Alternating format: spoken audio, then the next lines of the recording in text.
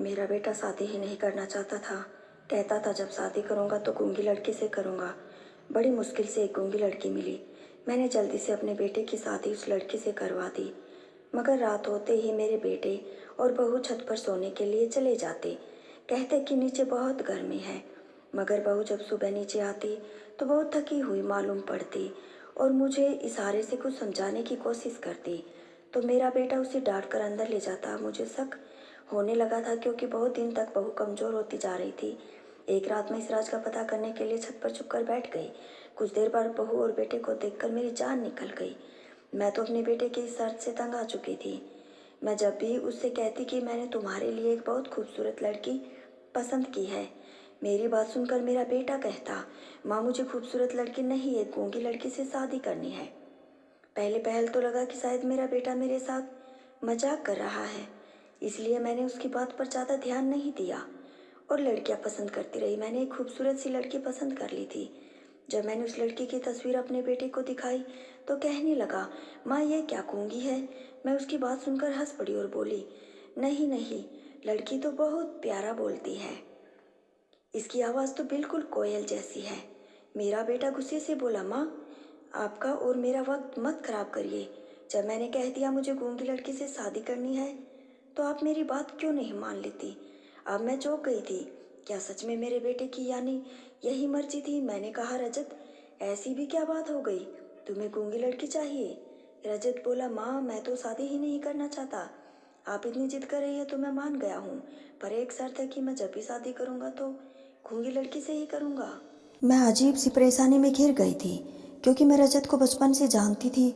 वो शुरू से ही बहुत गंभीर था, हर वक्त गहरी सोच में डूबे रहता था। अपने काम से काम रखने वाला, उसने कभी बेवजह हंसी मजाक भी नहीं किया था। इसलिए मैं अच्छी तरीके से जानती थी कि वो ये सब मजाक नहीं कर रहा है, क्योंकि उसकी हर बात पत्थर की लकीर होती थी।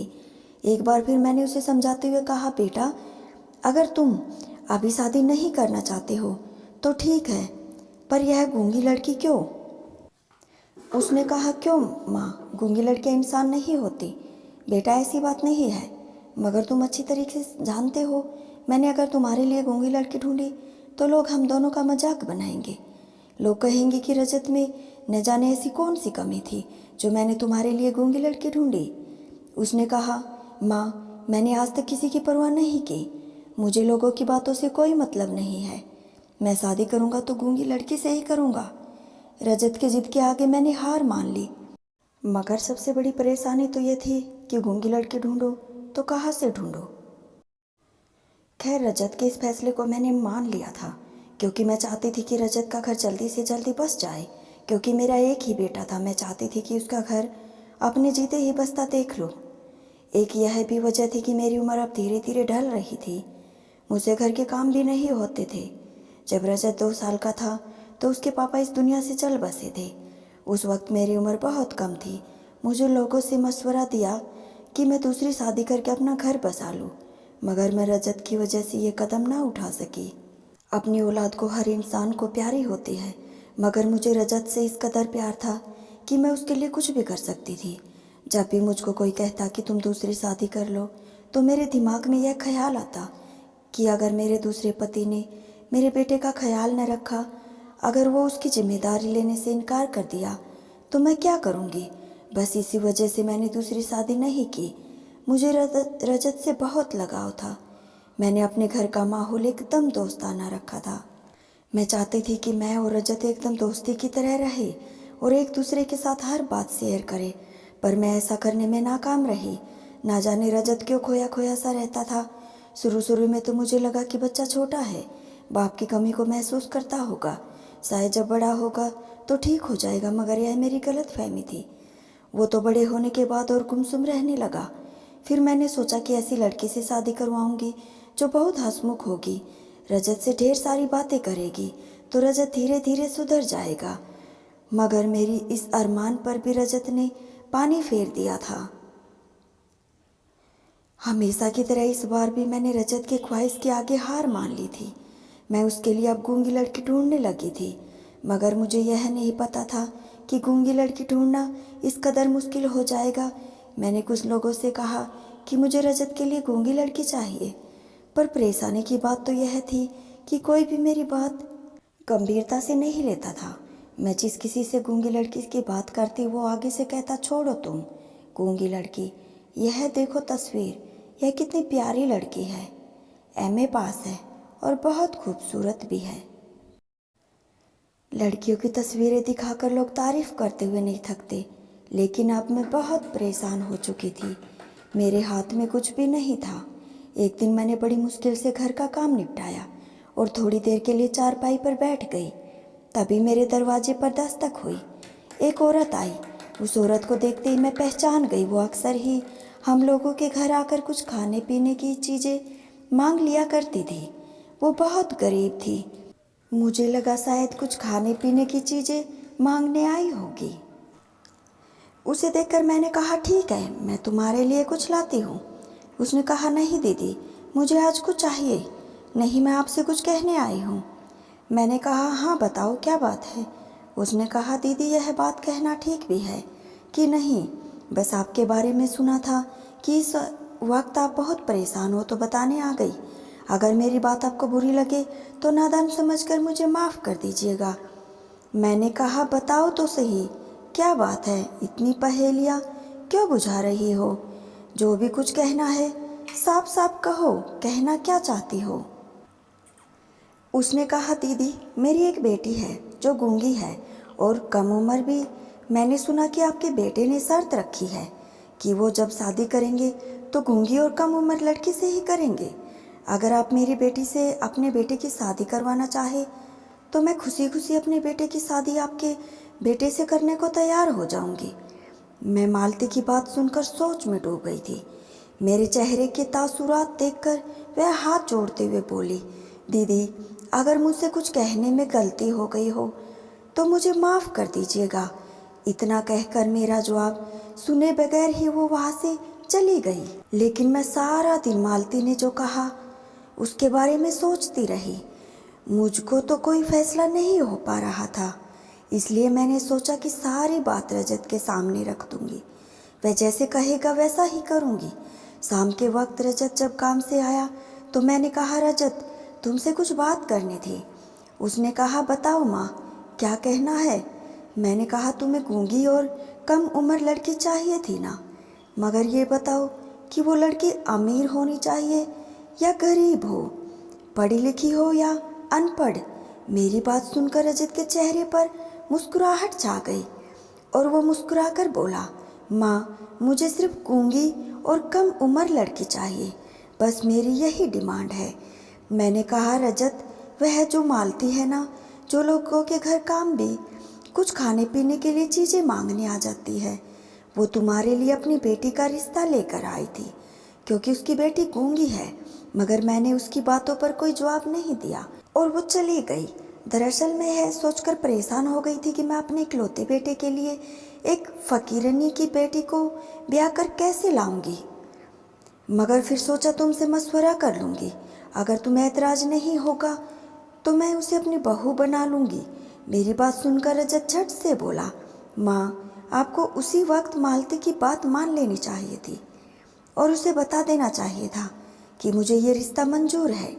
मैंने कहा, रजत तुम्हें यह फैसला सोच समझ कर करना है, बाद में ये ना हो कि तुम उससे कहो कि आपने मेरे लिए कैसी लड़की पसंद कर ली है। रजत ने कहा, माँ मुझे इस रिश्ते से कोई ऐतराज़ नहीं है, बस मेरी एक ही शर्त है कि लड़की कम उम्र और गूंगी होनी चाहिए। अब चाहे वो किसी फकीरनी की बेटी हो या किसी की भी, मुझे फ़र्क नहीं पड़ता।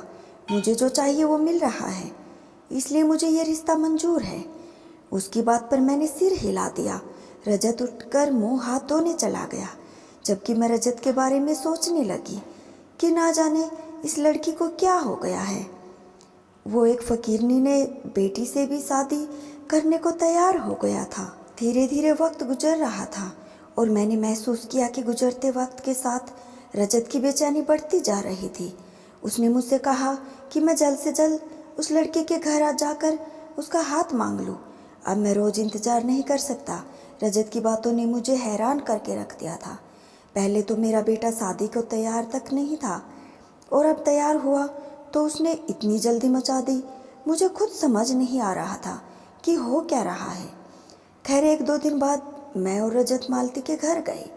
मालती हमें देखते ही खुश हो गई और वो समझ गई कि मैं उसकी बेटी का हाथ मांगने आई हूँ। उसने हाथ जोड़ते हुए हमें एक चारपाई पर बैठाया और कुछ देर बाद वो अपनी बेटी सुधा को लेकर आई। मालती की बेटी सुधा इतनी खूबसूरत थी, उसको देखकर जी नहीं भरता था। मालती ने कहा, दीदी यही मेरी बेटी सुधा है। मैंने इशारों इशारों में रजत की तरफ देखा तो रजत ने भी इस शादी के लिए हाँ कर दी। मैंने उसी दिन अपने बेटे के फैसले के आगे हार मान ली। बिना कुछ सोचे समझे रजत और सुधा की शादी तय कर दी। दीदी मेरा बेटा सुधा पूरे तरीके से गूंगी नहीं है, बस भगवान ने इसे आवाज़ नहीं दी, लेकिन यह हम सब की बातें सुन सकती है, बोल नहीं सकती। मालती की बात सुनकर मैंने कहा, चलो ठीक है, हमें इसके साथ इशारों में बात नहीं करनी पड़ेगी, हम जो कुछ भी कहेंगे यह समझ जाएगी। मालती ने कहा, हाँ दीदी। रजत ने अपना फैसला सुनाते हुए कहा कि मैं इस शादी के लिए ज़्यादा इंतज़ार नहीं कर सकता। अगर अगले हफ्ते आप लोगों को मंजूर है तो हम ये शादी करने को तैयार है। रजत की इस बात पर मुझे बहुत गुस्सा आया कि इस लड़के को शर्म नाम की कोई चीज़ नहीं। हम बड़ों के आगे यह अपना फैसला सुनाने लगा, और शादी भी इतनी जल्दी क्या है? आखिर ये इतना बेचैन क्यों है? पर अब तक मैंने अपने बेटे के हर फैसले पर हामी भरी थी, तो यह फैसला भी मुझे उसका मानना ही था। इस बात पर मैंने मालती की तरफ देखा तो उसे भी जल्दी शादी में कोई ऐतराज़ नहीं था। रिश्ता तय करने के बाद मैं और रजत दोनों घर आ गए। धीरे धीरे रजत की शादी की तैयारी करने लगे और वो वक्त भी आ गया जिस दिन रजत की शादी थी। रजत ने पहले ही कह दिया था मेरी शादी सादगी से होगी, इसलिए हमने शादी में ज़्यादा तामझाम नहीं किया और रजत और सुधा की शादी करवा दी गई और सुधा दुल्हन बनकर हमारे घर आई। सुधा बहुत ही खूबसूरत थी। उसकी खूबसूरती देखकर मैं सोचने लगी कि काश ये बातें करती तो कितना अच्छा होता। कुछ रस्मों के बाद शाम के वक्त मैं सुधा को रजत के कमरे में छोड़ आई थी और मेरे दिमाग से बहुत बड़ा बोझ उतर गया था। मेरा बेटा शादी कर चुका था। अब मैं अपने आप में बहुत सुकून महसूस कर रही थी। अब मुझे मौत भी आ जाए तब भी मुझे ज़्यादा परेशानी नहीं होती, क्योंकि बेटे के प्रति जो मेरा फ़र्ज़ था अब मैं पूरा कर चुकी थी। आज मैं सोने के लिए बिस्तर पर लेटी तो मेरे सामने आज का सारा मंजर घूम गया था। न जाने रजत ने ऐसा क्यों किया था। पहले तो वो शादी को तैयार ही नहीं हो रहा था और अब वो हथेली पर सरसम जमा कर बैठा था कि जब शादी करूँगा तो गूंगी लड़की से करूँगा। ना जाने ये लड़का क्या करना चाहता था। खैर मैंने सर झटक दिया और सोने के लिए आंखें बंद कर ली। सुबह जब सोकर उठी तो अपने बहू के बेटे के लिए नाश्ता बनाया और उनके कमरे में दे आई। रजत बहुत खुश लग रहा था, जबकि मेरी बहू बड़ी शर्माई शर्माई सी नजर आ रही थी। खैर मैं उन दोनों को नाश्ता देने के बाद कमरे से बाहर आ गई थी। थोड़ी देर बाद रजत कमरे से बाहर आया तो मैंने उससे पूछा, बेटा तुम्हारी पत्नी तुम्हें कैसी लगी? उसने मुस्कुरा कर बोला, माँ मुझे जैसी लड़की चाहिए थी सुधा बिल्कुल वैसे ही है, बस अभी थोड़ा ना समझ है, धीरे धीरे समझ जाएगी। रजत की बातें सुनकर मुझे तसल्ली हुई। बेटा खुश था, समझो मेरी दुनिया को जन्नत मिल गई। थोड़ी देर बाद रजत घर से बाहर गया तो सुधा मेरे पास आई और इशारे से कहने लगी, मैं ये बर्तन धो लूँगी। मैंने कहा, नहीं बेटी, अभी तुम्हें कुछ दिनों तक आराम करना है, उसके बाद तुम किचन में मीठा बनाओगी, उसके बाद काम करती रहना। पहले मुझे यह बताओ कि तुम्हें खीर बनानी आती है? खीर तुम्हारे पति को बहुत पसंद है। उसने उदासी से ना में सिर हिला दिया। तो मैंने कहा, कोई बात नहीं, मैं तुम्हें सिखा दूंगी। दिन तो ठीक ही गुजर गया, मगर जो रात हुई तो मेरा बेटा कहने लगा, माँ आज मैं और सुधा छत पर सोएंगे। कल की भी सारी रात बहुत गर्मी लगती रही थी। मैं रजत की बात सुनकर हैरान थी, क्योंकि धीरे धीरे तो सर्दियाँ आने वाली थी, तो कमरे में इतनी गर्मी कैसे? खैर मैंने इस बात का ज़्यादा विरोध नहीं किया। मुझे लगा कि शायद इन दोनों को प्राइवेसी चाहिए होगी, तभी दोनों छत पर जाने की बात कर रहे हैं। वो दोनों पति पत्नी छत पर सोने चले गए तो मैंने अपने कमरे में आ गई। सुबह जब सुधा नीचे आई तो बहुत ज़्यादा थकी हुई लग रही थी। कल तो वो इस वक्त बहुत खुश नज़र आ रही थी, पर आज क्या हुआ? मैंने सुधा का हाथ पकड़ते हुए बोला, बेटा क्या बात है? तुम मुझे कुछ बुझी बुझी सी लग रही हो, क्या ऊपर सर्दी लग रही थी? सुधा मुझे इशारे से कुछ बताने लगी। अभी मैं कुछ समझ नहीं पाई थी, तभी वहाँ पर रजत आ गया और उसे डांट कर कमरे में जाने को कहा। सुधा रजत की बात सुनकर कमरे में चली गई। मुझे रजत का यह रवैया बिल्कुल अच्छा नहीं लगा, मगर मैं क्या कर सकती थी। मैं नाश्ता बनाने लगी। नाश्ता बनाकर जब मैं कमरे में ले जाने लगी तो मुझे रजत की बात सुनाई दी। वो सुधा को डांट कर कहने लगा, सुधा तू मेरी एक बात याद रखना, हम दोनों पति पत्नी के बीच जो कुछ भी है हम दोनों के बीच में ही रहना चाहिए। मैं तुम्हें इस बात की हरगिज इजाज़त नहीं देता कि तुम मेरी पर्सनल बातों में मेरी माँ के साथ शेयर करो। तुम यह मत समझना कि मैं घर से बाहर चला जाऊँगा तो मुझे पता नहीं चलेगा कि तुमने मेरी माँ को क्या बताया है। अगर मुझे कुछ भी ऐसा वैसा पता चला तो मैं तुम्हें छोड़ दूँगा। मैं तो रजत की बातें सुनकर ही दंग रह गई थी। मैं थोड़ी देर बाद गला खुकार कर उनके कमरे में चली गई। मेरे सामने रजत बिल्कुल नॉर्मल था, बल्कि सुधा के साथ भी हंस हंस के बातें कर रहा था। उन दोनों को नाश्ता देकर मैं कमरे से बाहर आ गई और सोचने लगी कि ना जाने रजत की परवरिश में मैंने कौन सी गलती कर दी थी। कुछ दिन गुजरे तो सुधा कहने लगी, मैं घर के कामकाज करना चाहती हूँ। मैंने इस बार ज़्यादा इनकार नहीं किया और रस्म के मुताबिक उसके हाथ से खीर बनवाई और किचन में काम करने की इजाज़त दे दी। एक दिन मैं सुधा के साथ किचन में काम कर रही थी तो मैंने उसके चेहरे को बड़े गौर से देखा। उसका चेहरा मुझे मुरझाया हुआ लग रहा था। आंखों के नीचे गहरे निशान पड़ गए थे। उसका चेहरा थका थका लग रहा था। मेरे घर में हर चीज़ मौजूद थी, खाने पीने की कोई कमी नहीं थी, मगर सुधा मेरे घर आकर बहुत कमज़ोर हो गई थी।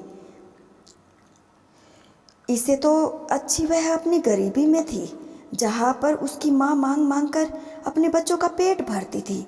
आज रजत भी ऑफिस गया हुआ था, इसलिए मैंने सोचा कि सुधा से पूछती हूँ कि उसे इस घर में किस चीज़ की कमी है, वो क्यों परेशान रहती है।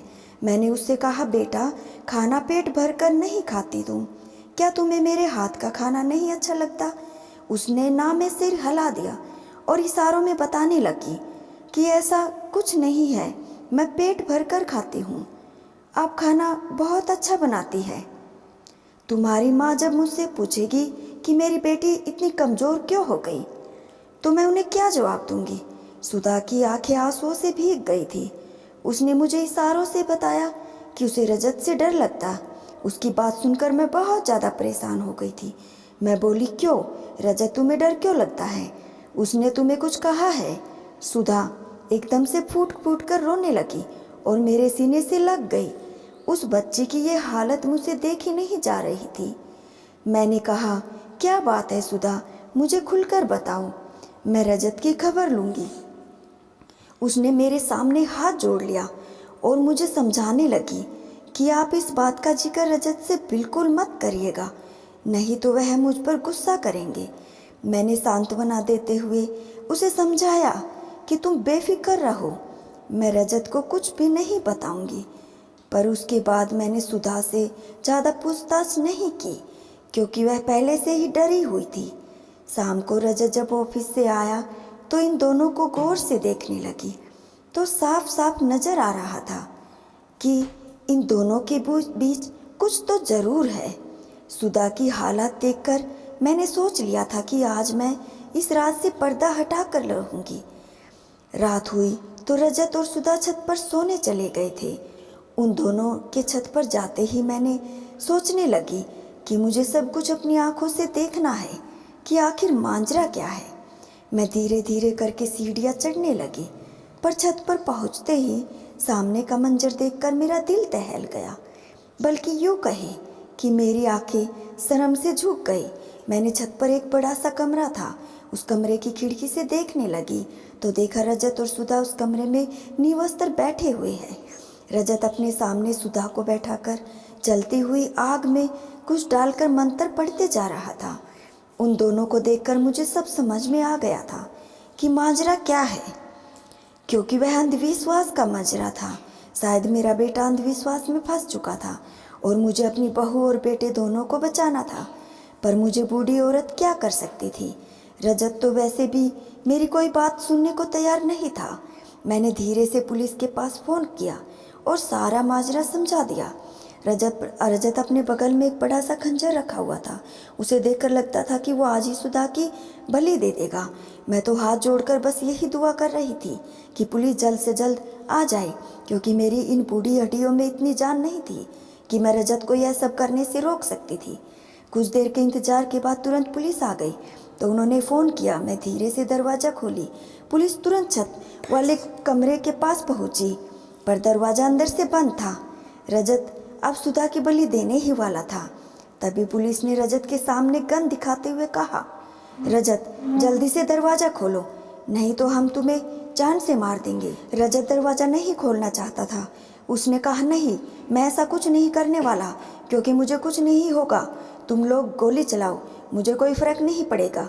रजत की बातों ने हम बहुत हैरान हुए। पुलिस रजत को बातों में उलझाए हुए थी और पुलिस की कुछ टीम उधर दरवाज़ा खोलने में लगी हुई थी। कुछ ही देर में दरवाज़ा खोलने में हम कामयाब हो गई। पुलिस अंदर गई और रजत को पकड़ लिया और अपनी बहू सुधा के पास गई। सबसे पहले मैंने उसे एक बड़ी सी चादर से ढका। सुधा मेरे गले लगकर फूट फूट कर रोने लगी। मैंने अपने बेटे और बहू को इस गुनाह से बचा लिया था। पुलिस ने जब सख्ती से रजत से इस बारे में पूछताछ की तो रजत ने बताया कि काफ़ी दिनों से मेरे बिजनेस में लॉस हो रहा था, इसलिए मैं बहुत परेशान था, पर मेरी परेशानी का कोई हल नहीं मिल रहा था। एक दिन मेरे एक दोस्त ने मुझे एक बाबा जी के पास जाने को कहा। जब मैंने बाबा जी के पास गया तो उस बाबा जी ने पूछा, क्या तुम्हारी शादी हुई है? मैंने कहा, नहीं बाबा जी। कहा, जल्द से जल्द शादी कर लो और अपनी नई नवेली दुल्हन को अपने सामने निवस्त्र बैठाकर एक मंत्र पढ़ो और 1 हफ्ते की पूजा के बाद उसकी बलि दे दो, जिससे तुम्हारे सारे बिगड़े काम बन जाएंगे और तुम धीरे धीरे पैसे वाले हो जाओगे। पर यह काम बहुत मुश्किल था, क्योंकि किसी भी लड़की से मैं शादी करता तो यह सब मेरी माँ को बता देती। इसलिए मैंने गूंगी लड़की से शादी करने का फैसला किया, क्योंकि वह मेरे और अपने बीच की बातें किसी को नहीं बता पाएगी। आज लास्ट दिन था। आज मैं सुधा की बलि देने वाला था, पर मौके पर आप लोग पहुंच गए। रजत के मुंह से यह सब सुनने के बाद मैंने उसे एक थप्पड़ जड़ा और कहा, मेरी परवरिश कहाँ कमी रह गई थी कि तुम इतने पढ़े लिखे होने के बावजूद अंधविश्वास में फंस गए। काफ़ी पूछताछ के बाद रजत ने बाबा जी का एड्रेस दिया। पुलिस ने उस बाबा को गिरफ्तार कर लिया और रजत को एक मानसिक डॉक्टर को दिखाया गया। डॉक्टर ने रजत को कुछ दिनों तक हॉस्पिटल में रहने को कहा। मैंने इजाज़त दे दी और उसे यह विश्वास दिलाया कि यह तंत्र मंत्र जादू टोना कुछ भी नहीं होता और किसी की बलि देने से कोई इंसान अमीर नहीं हो जाता। रजत का कुछ दिनों तक इलाज चला। धीरे धीरे करके रजत के व्यवहार में परिवर्तन आने लगा। कुछ दिन बाद वह पूरे तरीके से ठीक हो गया। पूरे तरीके से ठीक होने के बाद रजत अस्पताल से घर आया। मैंने माली बुलाकर रजत और सुधा का कमरा खुशबूदार फूलों से सजवा दिया था, क्योंकि मुझे पता था कि मेरा बेटा इस अंधविश्वास के चक्कर में आकर अपनी पत्नी के साथ अपनी नई जिंदगी की शुरुआत भी नहीं किया होगा। और पार्लर वाली को बुलवाकर मैंने सुधा को भी एक दुल्हन की तरह तैयार करवाया और उसे रजत के कमरे में बिठा दिया।